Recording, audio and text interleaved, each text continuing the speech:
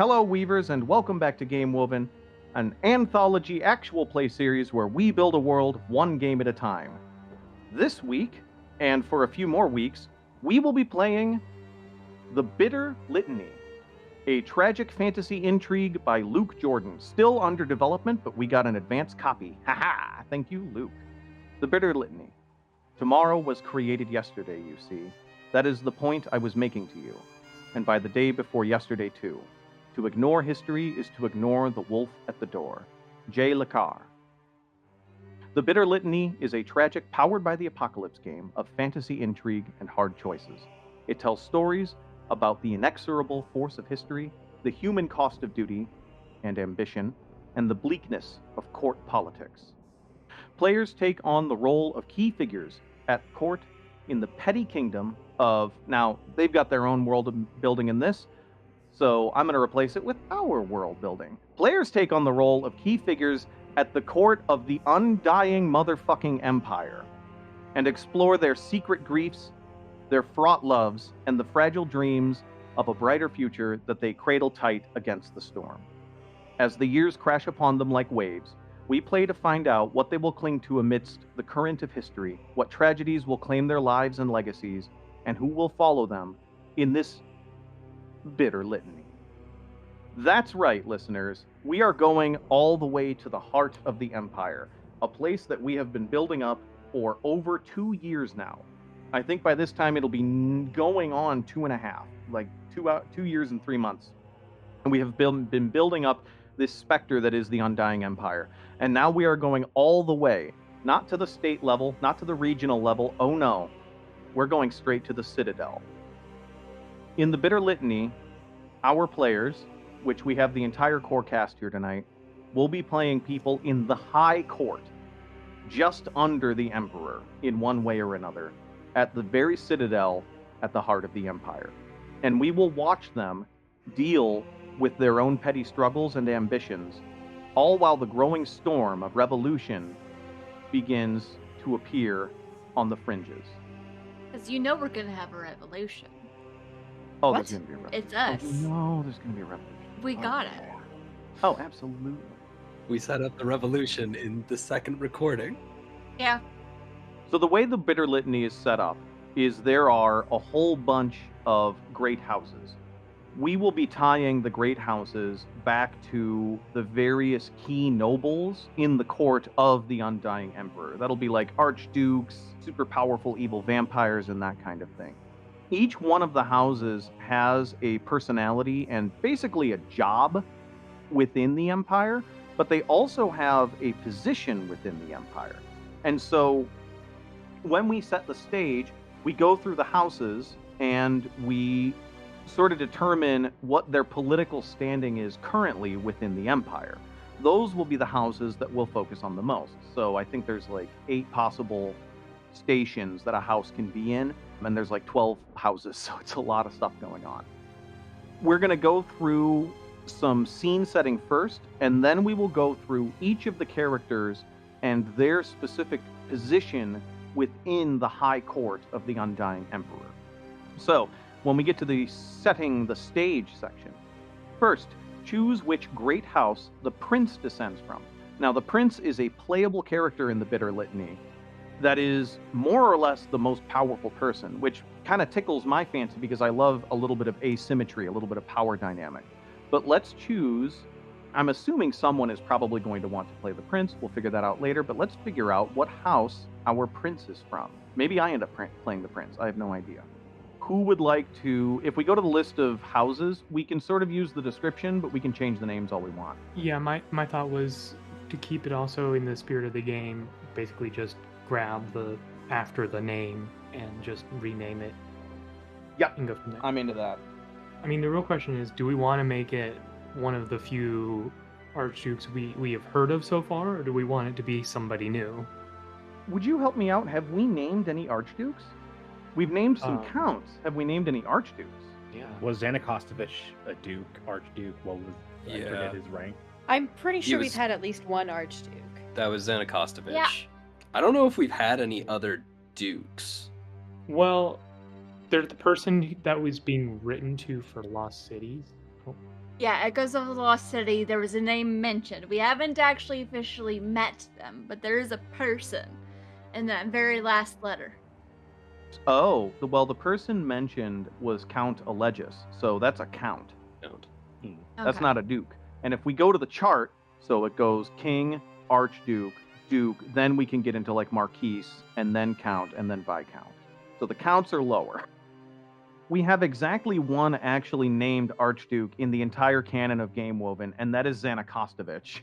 I would like to lobby for the House Zanakostovich because whoever is the prince, whether that's one of us or Ben, there is a pretender older sibling who is fomenting a revolution that can be brought up. So, with the House Zanakostovich, as established, going back to the ground itself, Going way back.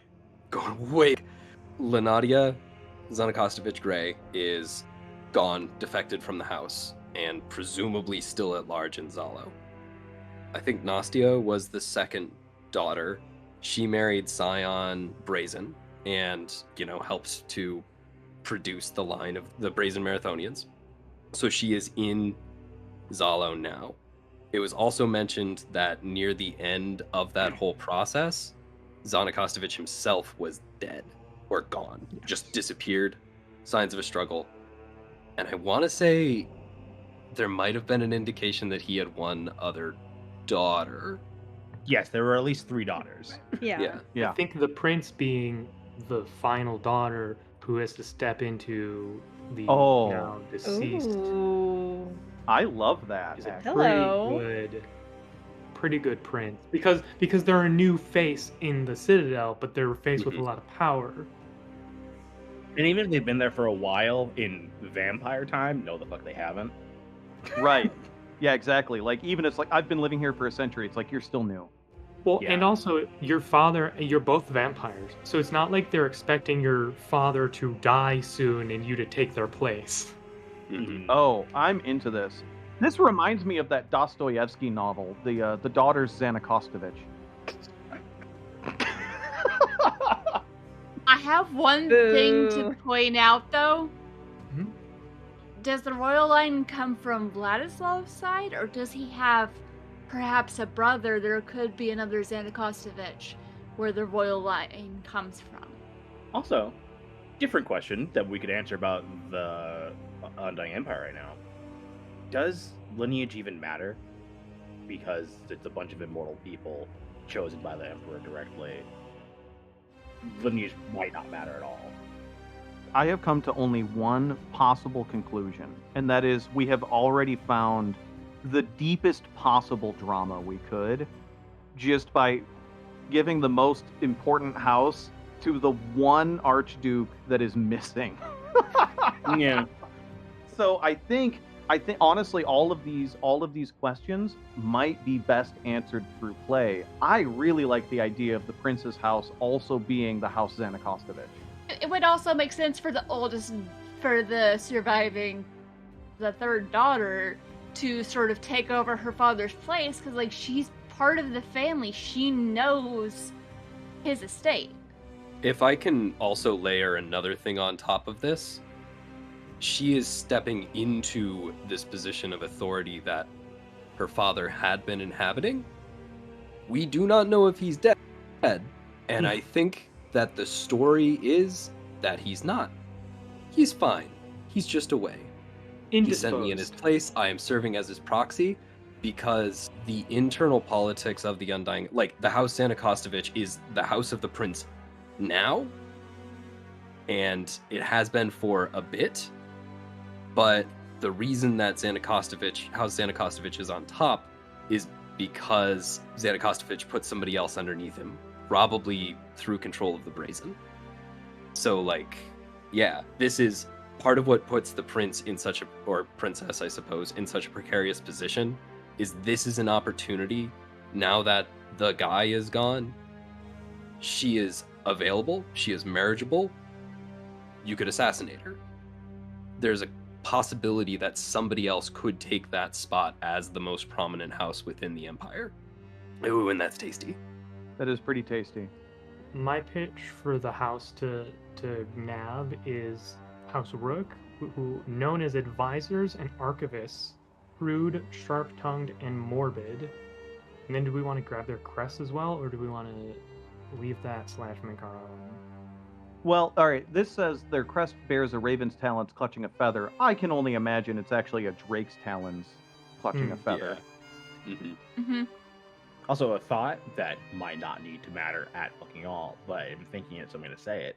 Zanakostovich, within the names we've established in the Empire, which are very, like, Latin or Roman, that's, like, Serbian?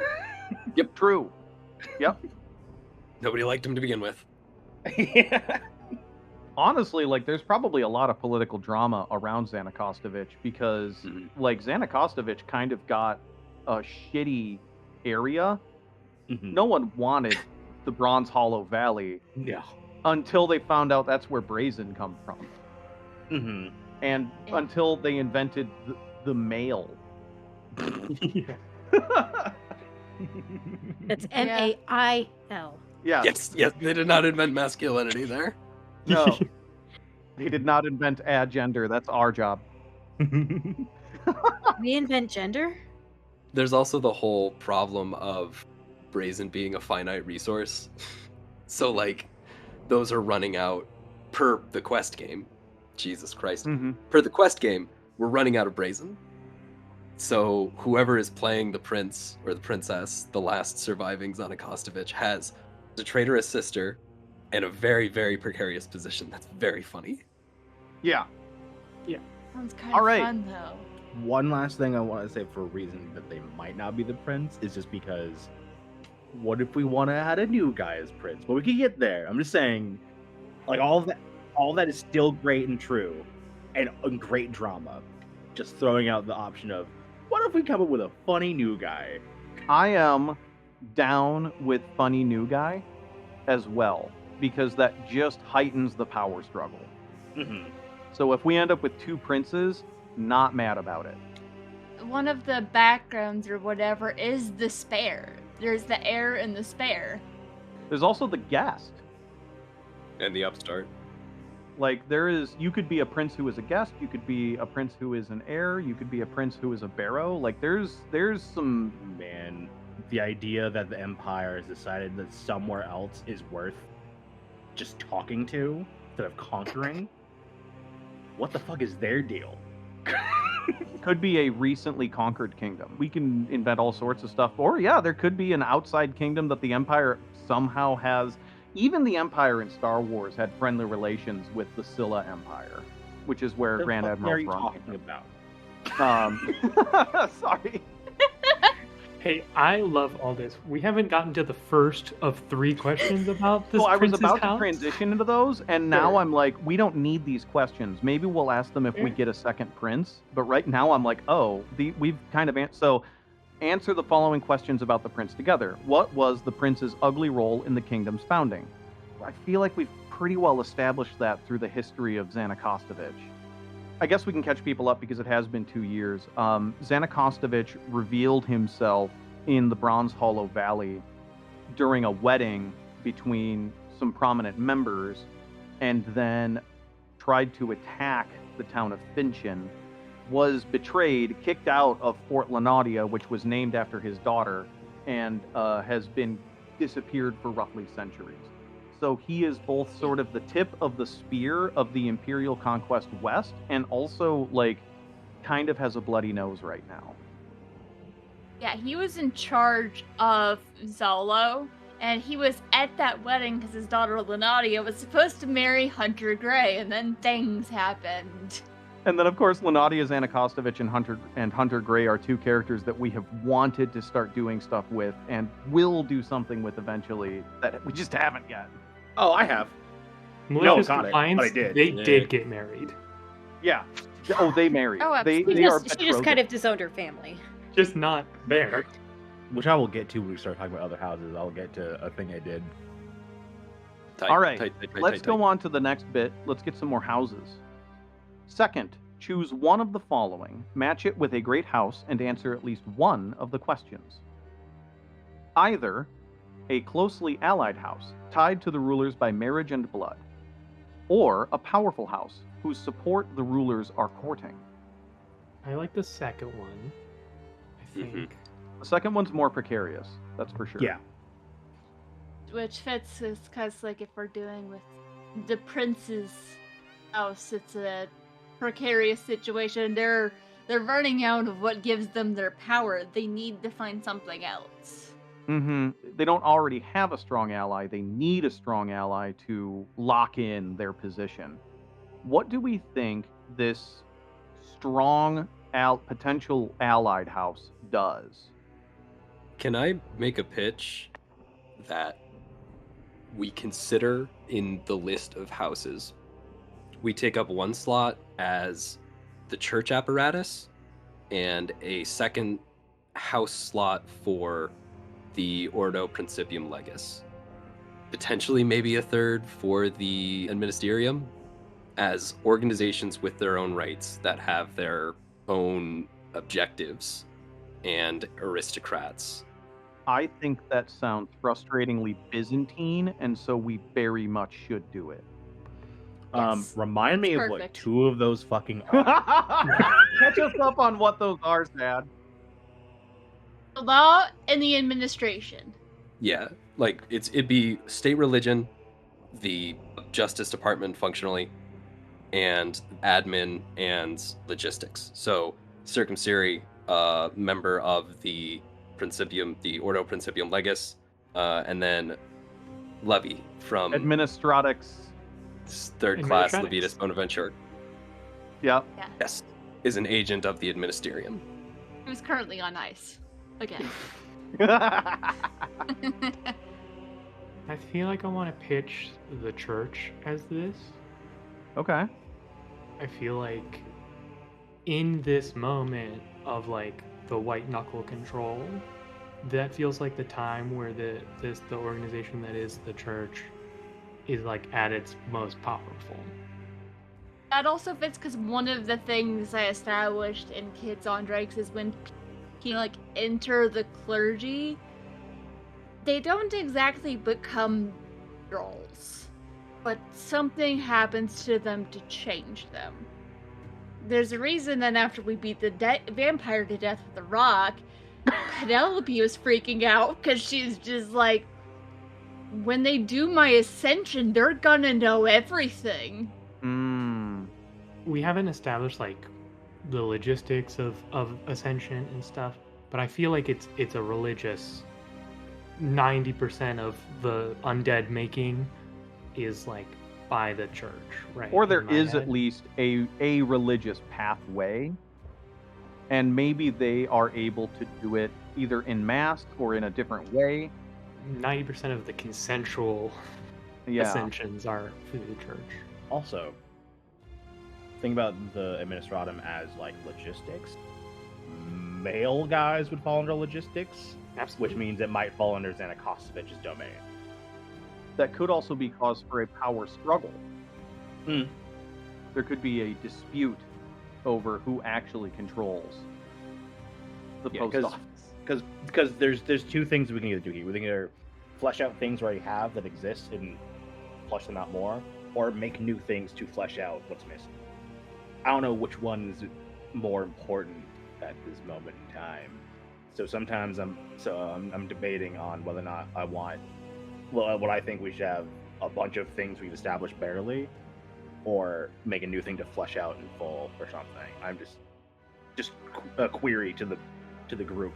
Absolutely. I don't think you need to worry too much about that, because this opening bit where we define the houses and their positions within the Empire gives us a lot of levers to play with Okay. and a lot of options to flesh things out further. So, like, if we decide the church is a powerful house that we want Xanakostovic to be courting, then we can put the administratum in a different position. Okay. Xanakostovic can still be dependent on them, but also, here's a good example. One of the dramatic questions when we get down here is an upstart house, newly titled and hungry for glory, or a quarrelsome house, long-time rivals of the rulers. Gotcha. Yeah. Sorry I'm derailing. I just No, it's fine. That's what we're trying to suss out here. Joke's on you. These are the rails. Yeah, above board, I want this to be really good. So Yeah. I'm like, Well, and we can even leave that in. We're sort of in It's the going world to building be. portion of the game. So I guess the question that I want to ask to the group, because I think we do have two very good options. Which should be the powerful house Xana Kostovich is courting? The Administratum or the Church? My vote would be Administratum in that lens. so depends on whether or not the mail system, like, does the administratum go, okay, we're in charge of everything, but we need you to give us your mailmen or whatever? I mean, my thought would be Xana Kostovich would have brought this to the Empire, and he probably doesn't have the people or influence to do it all himself. So some amount of like power would have had to go to the Administratum to do Okay. this. So my thought is like the Administratum and Xana Kostovich's house have like a working relationship, but it's more like, hey, you're the guy who told us how to do this thing, and now we're doing all the work. Mm-hmm. So there could also be a bit of bitterness of like, oh great, Xana Kostovich, who took credit for all this work we're now doing. Bitter, you say? I think one of the things we established is that the Empire learned a lot about like how the runners work and took how they organize things as an example, but I don't think the runners necessarily work for the Empire. Some of them might, but they're just playing along. Like Xana Kostovich got some good ideas from the runners, does not control the runners. Okay, cool. No, they're an independent entity. Yeah, and they're also being used as spies by the Resistance. So like, yeah. Well, and then the other side of it, so the Administratum is like, oh, here's Xana Kostovich who took credit for all the work we're doing, and then Xana Kostovich is like, oh, here's the fucking Administratum who took over this discovery that I made and brought to them, and is giving me no agency or leverage over it whatsoever. Like, where's my reward for this? So there is a conflict there. What if Xana Kostovich wants to work with the church so the church can find a way to make more brazen? See if there's a way to perpetuate that curse. To give a second reason, there's no particularly good reason as to why Xana Kostovich is in the house. Xana Kostovich is in the position that it is. It's there by luck. And if you shore up the church, people who express things in ways that are fundamentally metaphysical, and the church says, no, actually, they're the ones that are supposed to be in charge of this. They're the ones that are supposed to be high-ranking. You can maintain that status and not have to demonstrate any actual product. So I'm interested in House Xana Kostovich attempting to court the favor of the church and to use them as an ally. Okay, I think we need to take this to a vote. I will abstain. Let's go thumbs up for the church, thumbs down for the Administratum. Up for church, glory be God. Down for the Administratum, because fuck those nerds. Ready? 3, 2, 1. Lex, don't open your eyes. Yep, keep them closed, just put a thumb up or down. It's the church. Lex, Yay. good news, you were not the tie-breaking vote. Oh, cool. Yeah. It's 4-1. It'll be the church is who the House Xana Kostovich is courting. I have a question about the church. And we can, listen, just because Xana Kostovich is not courting the church, is not courting the Administratum, does not mean that we won't use the Administratum. Of course, yeah. I have a question about the church. Other than the unfettered power of our Undying Empire, or of our Undying Emperor, what does the church worship? What else do you need? Yeah, first of all, how dare you imply that's not enough? Yeah, how But dare you? I think the concept of the empire is basically like it's like Okay. the concept of buying into everything and being like, no, this is the way the world should work. Yeah, the emperor and the That's the empire emperor. itself is what we pray to. Yeah. The emperor is I God, and fucking love it. the emperor is God, and the Here's empire the is problem: heaven. gods can die. We've killed them. Empires, the emperor can't. That's why he's the Undying Emperor. It's in the name. Do we have a symbol for the church? We don't have a symbol for anything. The clergy tend to have the last name Blood Priest, and they occasionally adopt children into their order. Or they do now. Yeah. I looked up Latin for Holy Blood Temple.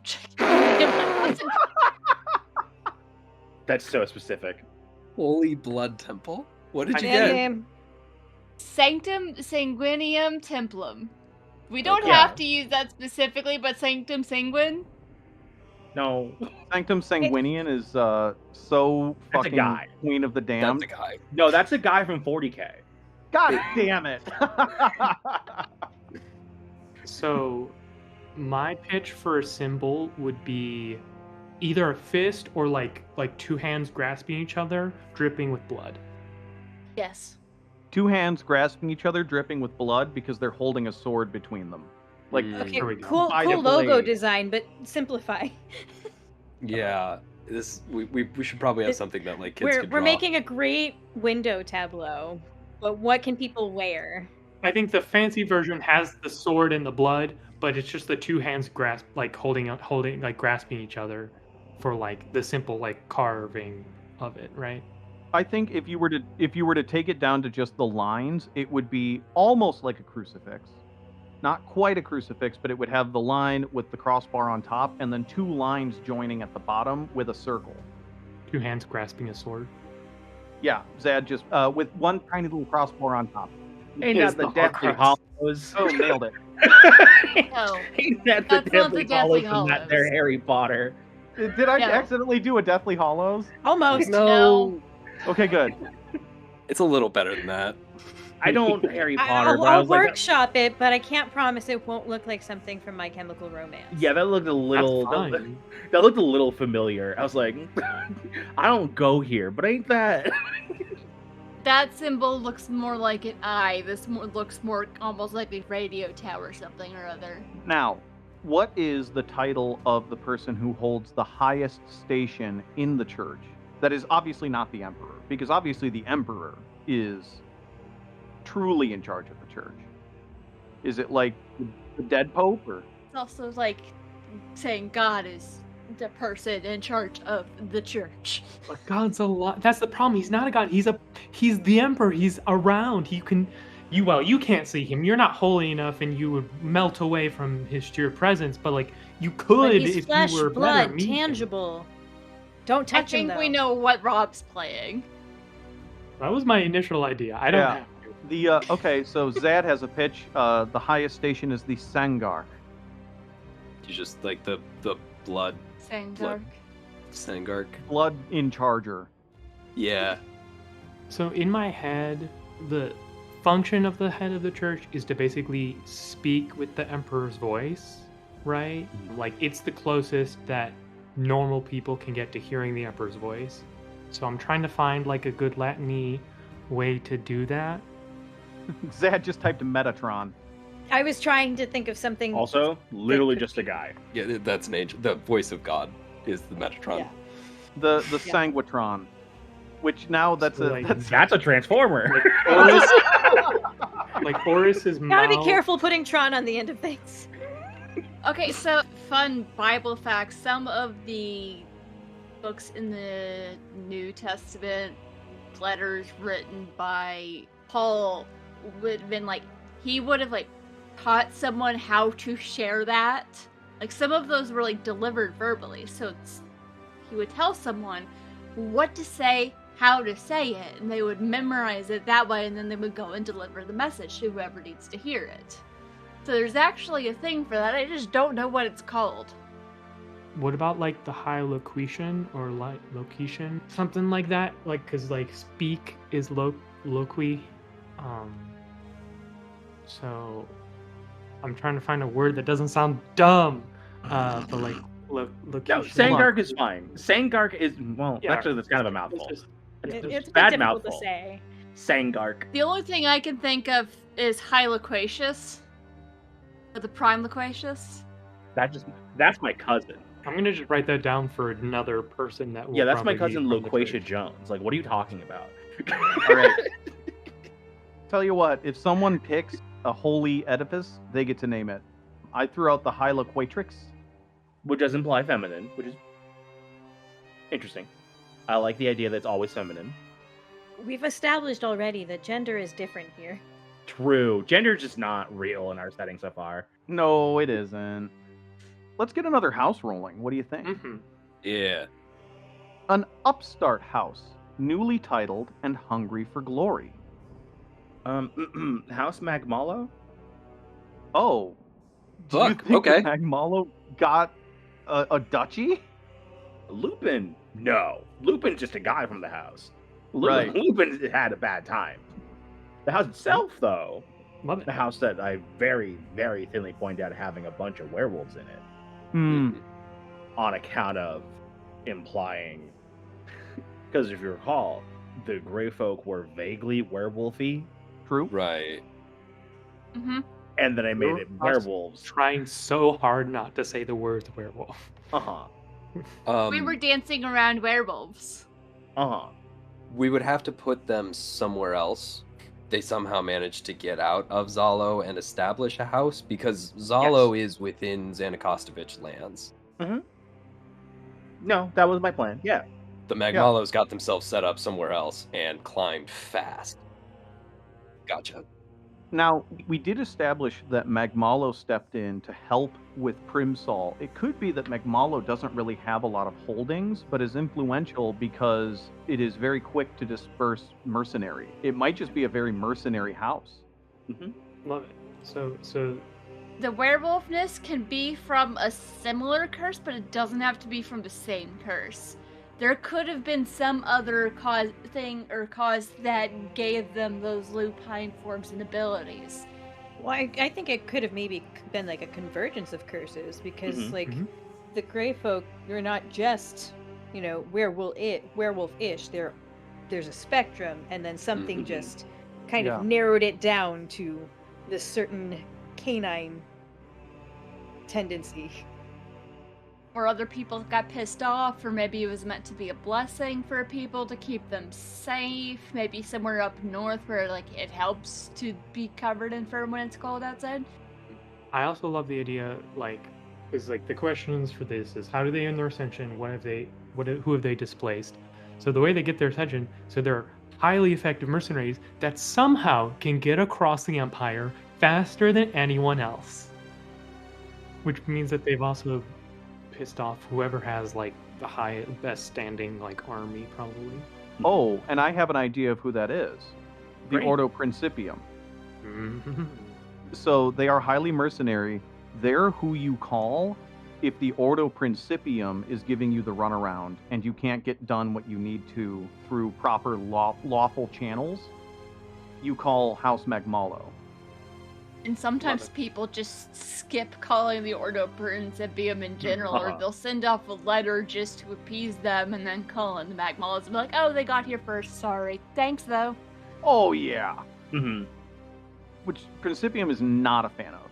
No. I love it. Yeah, so I'm thinking Magmalo managed to do that so many times that they're on people's speed dial at this point. Basically. Even if they don't have a lot, they have so many people who are their ally. It kind of doesn't fucking matter. Yeah, so Alex, what's below a count? Because this doesn't feel like they're a count. They have a count, but so the highest ranking would be Well, maybe they were just given A county. or a They dukedom. just now have a count. Maybe they don't even have a county, but they were given the title of count for the power and influence that they have being friends with all of the other houses. Pretty sure that is the description of a viscount. Yeah. Oh, yeah. Yeah, a Viscount would be a count who does not hold land, Perfect. more or less. Oh. so the highest Or- ranking member of House Magmalo is a Viscount. Which, in the grand scheme of things, puts them very low on the pecking order because they are below archdukes, dukes, marquises, and all the other counts. I love that. That's pretty damn fun, actually. Cool. I was going to skip Disgraced House. I want to come back to it, but I think we just mentioned a Venerable House. Yes. Grown complacent over the long years. I think the Venerable House that's grown complacent is the Ordo Principium. Yep. Mhm. 1,000,000%. What is the great deed that made their reputation, and how long have they been nursing a grudge? Or who has long been nursing a grudge? I can read. I think that the great deed that made their reputation was they conquered the East. Like, the Ordo Principium was built from the armies that conquered the eastern side of the continent and made the empire what it is Mhm. now. They were like the first archduke that conquered so much that their like house became so large that they just like the emperor was like, maybe for power reasons, was like, you know what, we're just gonna, this is no longer like this is no longer a house, this is Mhm. now the Ordo Principium. Right. The administration of law and order was such, because to my mind, every duke has a proctor of the Principium Legis. That's what Circumsuri was doing down in Shadal, is he was supposed to step into that spot, but like that land has been subdivided. There was a novel I read once, which I don't need to get into, but it had an interesting system that might work. Whatever the regions are, like wherever there's a duke, baron, whatever, there is effectively would be a member of the Principium. Hey, I'm in your barony, and I will, as a courtesy, follow your orders whenever I can, but I directly answer the emperor and no one else. That's basically it. That's my vision for the Yeah. Ordo Principium Legis. I'm thinking that there's probably only maybe 4 archdukes in total, and they have one of them. Mhm. And anyone who is operating under orders from an archduke can only be contradicted by another. Like, Mhm. if someone operating under orders from the Archduke of the Ordo Principium went into Xanakostovich's lands, only Xanakostovich personally could tell that person what to do and not to do. They only follow the local laws out of courtesy. What is the name of the Sometimes. Archduke of the Ordo Principium? Alistair? Allegis. Archduke Alistair? Alistair? A recording software? Oh. And then of course we have Archduke Craig, Archduke Eark. Craig is at best a marquis. I'll go with Alistair. I'm fine. That's a very lofty name. How about the Viscount of Magmalo? Ooh, see. We could go with it's Litany in disguise. I don't mind leaving the names of the most important people up for grabs. I while actually we would build really out the like the houses. names. Okay. Okay. I would like the names because I'll be the one that's trying to represent these Yeah, people, fair. and the names Correct, help yeah. me come up with like personalities and voices and stuff. Mhm. There's also the question of sort of the power, but she's not the face. Mhm. Oh, I mean, I'm assuming that if we're going with Lanadia founded Magmalo, she's Mhm. operating through cat's paws. Like, there's no way she is public anything. Yeah. So then, who actually holds the title? Who is the Viscount? Kato Magmalo. Kato Magmalo. Catwolf. No, not at all what I was going for. Thanks. That's where I went, though. You have been listening to Game Woven, a creative storytelling collective building a world one game at a time. This week we have been playing The Bitter Litany, a Powered by the Apocalypse game of tragic fantasy intrigue by Luke Jordan, which is still in development as we play it, but keep an eye out for it soon. This week, our players are the core cast of myself, Brianna Jean, T.T. Benjamin, Robbie Rowling, Zach Yellen Green, Emily Anderson, and Lex Olden. If you like what we're doing, feel free to leave us a review on your favorite podcasting app, and you can support us over on Patreon at patreon.com/GameWoven, as well as supporting the network we are a part of, which is the One Shot Podcast Network, where we have just some truly amazing shows that we get to be affiliated with, and if you're looking for something new to listen to, go check them out.